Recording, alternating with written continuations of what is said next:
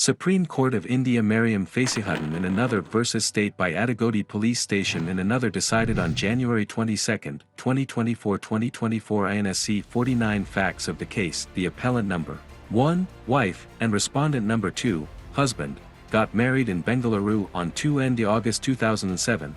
Wife filed a complaint against respondent number 2 and his family members on April 7, 2010 under sections 346/498A/ and 506/34 IPC, alleges that respondent number 2, on the pretext of arranging for their travel to the United Kingdom, took away minor child's passport and jewelry items belonging to the appellant. Respondent number 3 also lodged a complaint alleging that the appellants had forged his signatures on the minor child's passport application at the time when respondent number 2 was in the United Kingdom FIR under sections 420, 468 and 471 read with section 34 IPC. The investigating agency dropped the charges for offences under sections 468 and 471 IPC. Trial commenced before the trial magistrate only for the offences punishable under section 420/34 IPC. Appellants consequently moved an application under section 239 CRPC which was dismissed, and the magistrate,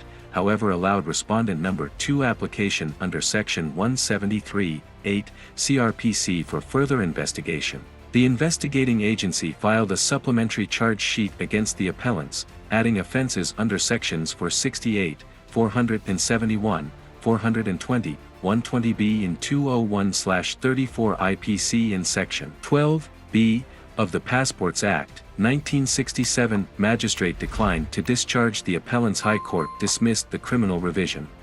Findings of the court: the offense of cheating under Section 420 IPC. 3 components of this offense, i.e., I. the deception of any person, 2. fraudulently or dishonestly inducing that person to deliver any property to any person, and 3.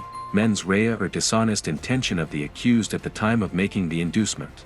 Cheating, therefore, generally involves a preceding deceitful act that dishonestly induces a person to deliver any property or any part of a valuable security, prompting the induced person to undertake the said act, which they would not have done but for the inducement. Every species of valuable right or interest that is subject to ownership and has an exchangeable value is ordinarily understood as property. The appellant wife seems to have breached the notion of mutual marital trust and unauthorizedly projected respondent number 2's consent in obtaining the passport for their minor child. The motivations prompting either of the appellants to procure a passport for the minor child were not rooted in deceit.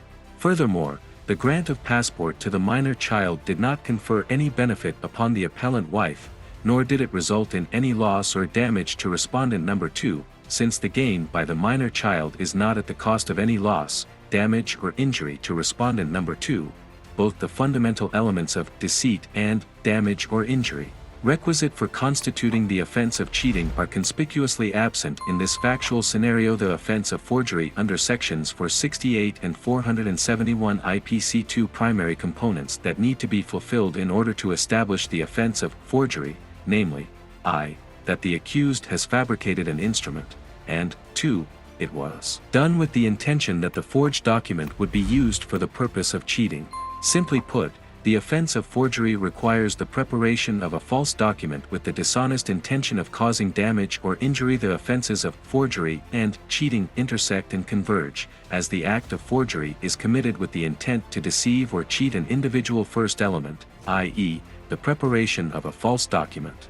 The determination of whether the appellants prepared a false document by forging respondent number 2's signature, however, cannot be even prima facie ascertained at this juncture. Considering the primary ingredient of dishonest intention itself could not be established against the appellants, the offense of forgery 2 has no legs to stand. It is painful to mention that respondent number 2 has not produced any other substantive proof, nor has the investigating agency obtained any such material in compliance with the trial magistrate's order for further investigation. The basis on which the trial magistrate formed a prima facie opinion, in the absence of such supporting evidence, is, therefore, beyond our comprehension. The trial magistrate and the High Court unfortunately failed to appreciate that the genesis of the present controversy lies in a marital dispute.